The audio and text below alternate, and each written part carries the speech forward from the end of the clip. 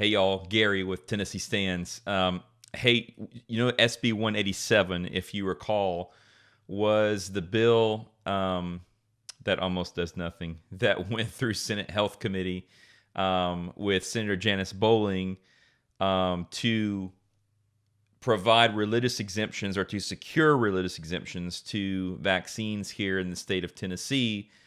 And the bill got heavily amended in the Senate Health Committee about a month ago, and we were really disappointed in that. Since then, the bill has passed the House, I believe, and now it is on the Senate floor for passage, for final passage on the floor in the Senate. And yet again, Senator Janice Bowling is having to stand on the Senate floor and defend a constitutional right of conscience. And so this just happened yesterday, which would have been Wednesday, April 28th. And so take a look at this clip at Senator Janice Bowling defending our rights per our Tennessee Constitution. It actually is more than a little amendment. It actually attacks the Tennessee Constitution, which gives the right of conscience along with the religious exemption. That is one and the same. They are not two different things. But in the Tennessee Constitution, Article 1, Section 3,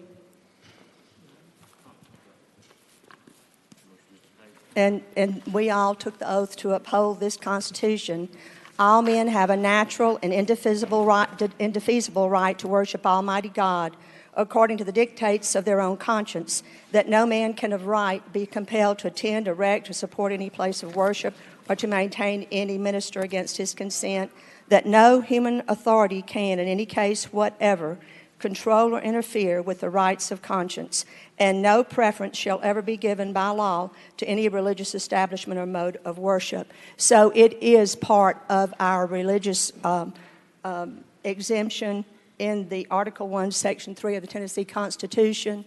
And so Senator Bowling, fantastic job, as always, and she's absolutely right. I love the way she cleared up the distinction between a religious liberty or a religious exemption and a right of conscience. They are the same thing. Our founders, the writers of our Constitution, never intended those to be two different things. They are, in fact, the same thing. And she's simply trying to make the point that as we write this bill, we are putting the phrase right of conscience to invoke rights secured by our Tennessee Constitution, which, by the way, don't go away. They're secured by our Constitution.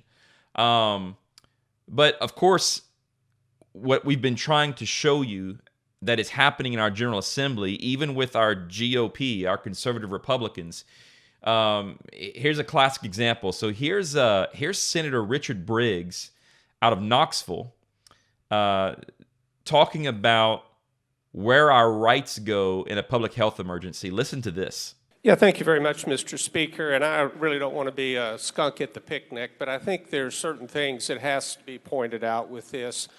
You know, throughout this entire crisis, there's been a lot about constitutional rights, and I'm going to quote both from the Tennessee Supreme Court and from the United States Supreme Court on how we handle certain health crises and health emergencies. And the first of those talks about liberty and freedom. And as you know, in both our Constitution and in our Bill of Rights and in what is the basis of Americans' freedom deals with life, liberty, and pursuit of happiness. When we have a health crisis, our liberty is taken away to a large degree because we can't do the things that we want to. And even our freedom, and particularly our freedom of fear, is taken away when we pass bills, when we have a way to prevent a disease. And now we're passing bills that says that we're on our citizens, we're not going to allow them to have the freedom from fear of catching a terrible disease. So first off, just like all of these RINO GOP people in our General Assembly, which is why they need to go. I mean, I'm telling you people, everywhere in Tennessee, there should not be an incumbent running unopposed. I'm just saying, I don't care who they are. There should not be an incumbent representative or senator running in 2022 unopposed. Shame on you and shame on us if we allow that to happen in 2022. But this man is beginning to make his argument that constitutionally secured liberties, that our Constitution goes away in the case of an emergency. And he talks about a freedom of fear, which I find quite intriguing, because the freedom of fear was a freedom from fear was a phrase used by FDR, Franklin D. Roosevelt, and who we all know was a socialist. And this was the beginning of really putting socialism in play in a real sense in America by the building of the administrative state and the preparation for the New Deal, precursors to a universal basic income, which we're now talking about now in 2021, and socialized medicine. That all began sort of in the New Deal. And so FDR gave a speech before Congress in 1941, and in that speech he listed 4 freedoms. There's the 4 freedoms of FDR. One of those freedoms that he listed was the freedom from fear. And I'll pull up right now the actual speech from 1941. And you can see in this speech, he listed 4 freedoms. The first was the freedom of speech and expression. Great, we all agree with that. The second is the freedom of every person to worship God in his own way. Love that. But freedom 3 and freedom 4 are very interesting. The third freedom is the freedom from want. The freedom from a want. In other words, an economic understanding which will secure to every nation a healthy peacetime life for its inhabitants. So, sort of to say that we should not go wanting. This is that everyone has. It's actually sort of the equitable conversation we're having right now. Everyone is justly deserving of a well-paying job, of all of the things that we seek to have here in America. That it's not just a privilege to pursue those ends, but it is a human right, a basic right for you to have those things. That is a socialist concept. FDR is laying out the freedom from want. Everyone should just by human right have the things that we need, so says the government. This is Socialism 101. And then the fourth freedom FDR lists here is the freedom from fear. Now, at the time, we're in World War II time, right? And really what he meant by a freedom from fear is a worldwide reduction of armaments to such a point and in such a thorough fashion that no nation will be in a position to commit an act of physical aggression against any neighbor. So he's talking about disarming the nations, again, which is sort of a very Marxist, globalist, socialist idea. It's a great thing to think that humans can get along to such a degree that we can just all get rid of our arms. We all know, in fact, our founders knew. Alexander Hamilton in Federalist 6 wrote of the depravity of man, that men are in their very nature ambitious, vindictive, and rapacious. Our founders understood the depraved nature of man. This idea of utopia where we just have no war and there's just peace and love is a pipe dream. It's never going to happen this side of heaven. But this is FDR in 1941 casting the vision of a freedom from want and a freedom from fear. And this, ladies and gentlemen, is now being touted by Republican Senator Richard Briggs on the state Senate floor in our state of Tennessee, this socialist idea of a freedom from fear. And he's suggesting that by the legislature protecting your right of conscience, which is constitutionally secured by our state constitution, this state senator is suggesting that by securing that constitutional right, that you are taking away someone else's right to have a freedom from fear. Well, I have news for Senator Richard Briggs. There's no such thing as a freedom from fear. Our United States Constitution does not provide for a freedom from fear. Our Tennessee State Constitution, sir, does not provide for a freedom from fear. But it most certainly does provide for a security of a right of conscience to the people of this state that shall not be infringed upon people and tyrants like yourself. Knoxville and Farragut in Knox County, this is your state representative telling you that the Constitution right now is null and void in a health emergency. Let's keep on listening. And just in this instance of this particular crisis, because we're talking about COVID-19, we also talk about the pursuit of happiness. And part of the pursuit of happiness is the freedom and the liberty to travel where we want to travel, which has been taken away by the disease. Stop. The freedom to travel, the liberty of the freedom to travel, which has been taken away by the disease. Guess who took away your freedom to travel? Governor Bill Lee. He did it by executive order when he mandated his stay-at-home order.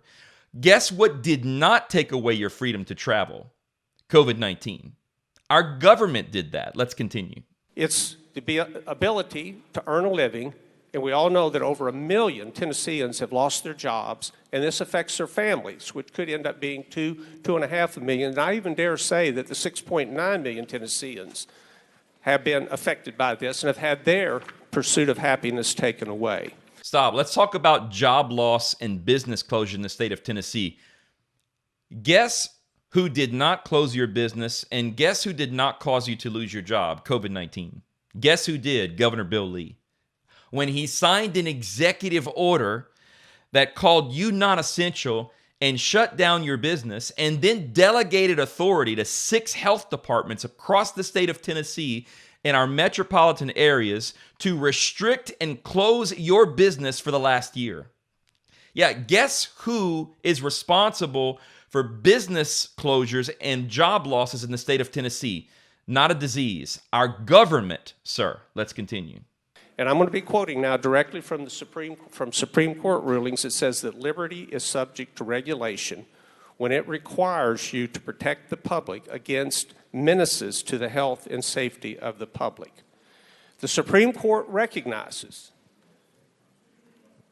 that a community has the right to protect itself against any threat to the health and safety of that community, and that there are instances. Yeah, let's just stop right here because it doesn't even look like Mr. Briggs is really sure where in the world he's reading this from or what he's reading. And he tells you he's reading something from the Supreme Court, but he doesn't say from where or what ruling or from where in the world he's pulled this out of the air. But let me clear up what he's trying to say because he's sorely mistaken. The Supreme Court of the United States, not familiar with anything from Tennessee, but the U.S. Supreme Court has alluded to the fact that states do have a right to exercise policing powers and emergency powers, and communities do have a right to protect themselves. And like I've said before, all law is somewhat of a restriction on liberty. All law is. Liberty, to its fullest extent, unchecked, would eventually lead to anarchy, where your liberty would run into my liberty. So to preserve liberty, yes, I agree, we restrict liberty to some degree. That's what law is for. But we can't restrict it to remove constitutionally secured rights and privileges to the state. Rights that were given by God, not by government, and secured by a constitution. So what Mr. Briggs doesn't understand here, and I'm calling him Mr. because he doesn't deserve the senator title. Doesn't even, this man was a colonel in the United States Army. Sir, I'm sure at one point you understood what you were fighting for, but may I remind you, you were fighting for our Constitution. That's what you fought for, not for public health. Sir, you were not a colonel in the U.S. Army to protect the public health. You swore an oath to protect the Constitution. Somewhere along the line, you have forgotten, sir, what your duty was and what your duty is today. And it's a shame. It's a shame. Mr. Briggs is talking about the fact that the Supreme Court says that liberty can be restricted to protect the public health. And let me tell you what the Supreme Court has said. Per the 10th Amendment of the United States Constitution, the powers not enumerated to the federal government by the Constitution are to be reserved to the states or to the people. Let me tell you what that means. That means that the Supreme Court has acknowledged that in times of emergency, including a public health crisis, that states do have a right to protect itself. And it has alluded to the fact to some degree that because of the 10th Amendment, states have powers that somehow might supersede parts of our Constitution on the federal side. It's kind of a states' rights, federal rights versus a state sovereignty, federal sovereignty issue, sort of. And that's a reasonable argument to make from a states' rights perspective when you're talking about the 10th Amendment. But here's something that we all need to be clear on. Crystal clear. And it's apparently not clear to Mr. Briggs. That Supreme Court ruling in saying that a state has a right to exercise emergency powers per the 10th Amendment does not in any way negate anything of the state constitution. Understand, U.S. Constitution, Tennessee Constitution. When the Supreme Court says that per the 10th Amendment of the U.S. Constitution, that states have a right to exercise emergency powers, that says nothing about the state now having a right to supersede its own state constitution. That the Supreme Court, that the federal government has no right to do that. Our Tennessee state constitution formed the government of the state of Tennessee. The government of the state of Tennessee is always subject to the state constitution. And if you want to claim a 10th Amendment protection from the United States, from the federal government, that's fine. But that has nothing to do with our state constitution. So let's talk about the Tennessee Constitution for a minute, sir. There is no precedent, and there is nothing in the Constitution that in any way, shape, or form gives any branch of this government, any executive, any judge, and any legislature, any power whatsoever to deny any citizens of this state under any circumstance, to deny them any liberties, rights, and privileges secured by the Constitution. In fact, per Article 10, Section 2 of our state constitution, you, sir, took that very oath whenever you swore an oath and took your office as a senator of this state representing your constituents in Knoxville. You took an oath saying that you would never assent to anything whatever that should lessen or abridge the rights and privileges of the citizens of this state guaranteed to them by their Constitution. Sir, that means even COVID. Let's finish up this idiotic stance. It is reasonable that when we have a disease that has killed 600,000 Americans, this is more than twice the number of people that died in World War II, that we do have a right. By a right, I mean officials do have a right to protect the public. And for that reason, Mr. Speaker, we've probably had a dozen or more laws that have been, or bills that have been brought before this body that all they do is perpetuate COVID. I don't know of a single bill that we've had that makes the situation better.